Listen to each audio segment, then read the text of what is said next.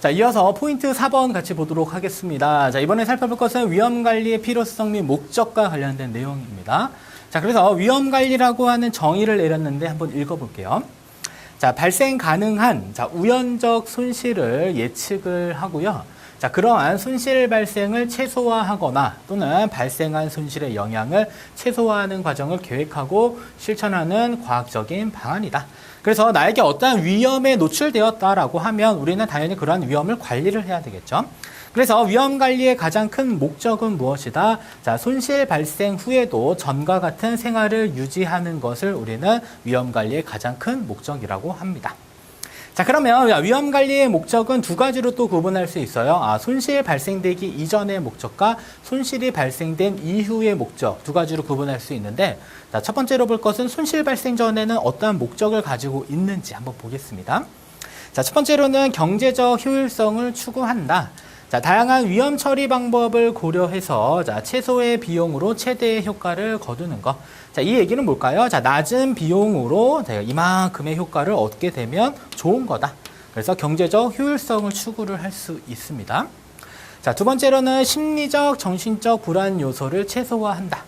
자, 나에게 신체적으로 발생될 수 있는 위험들을 우리가 위험 관리를 통해서 만약에 보상을 받을 수 있다라고 한다면 당연히 심리적 또는 정신적으로 안정감을 가질 수가 있겠죠.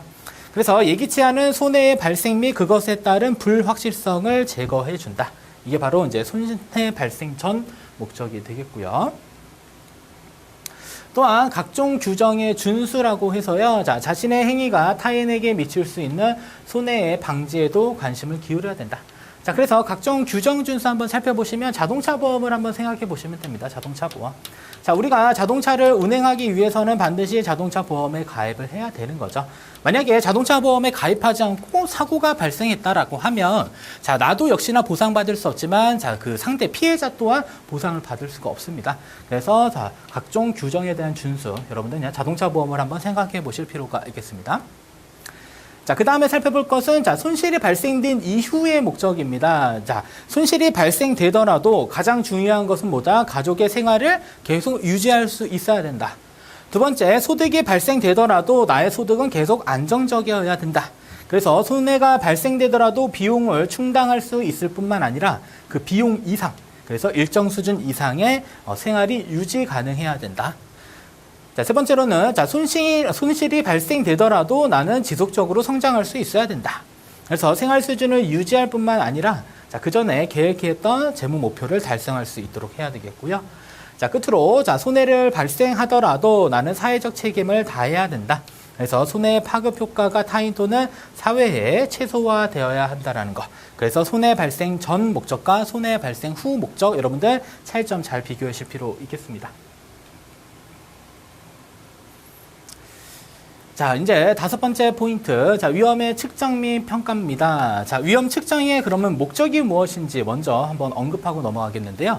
자, 우리가 무수히 많은 위험을 특성에 따라 상대적 중요성을 파악하고 이 과정에서 뭘 한다는 거죠? 최적의 위험 관리 방법을 선택하는 데 필요한 자료를 얻는 데 있다. 그래서 위험을 측정함으로써 최적의 위험 관리 방법을 선택하는데 뭘 한다? 자료를 얻는 것이 바로 위험 측정의 목적이 되겠습니다.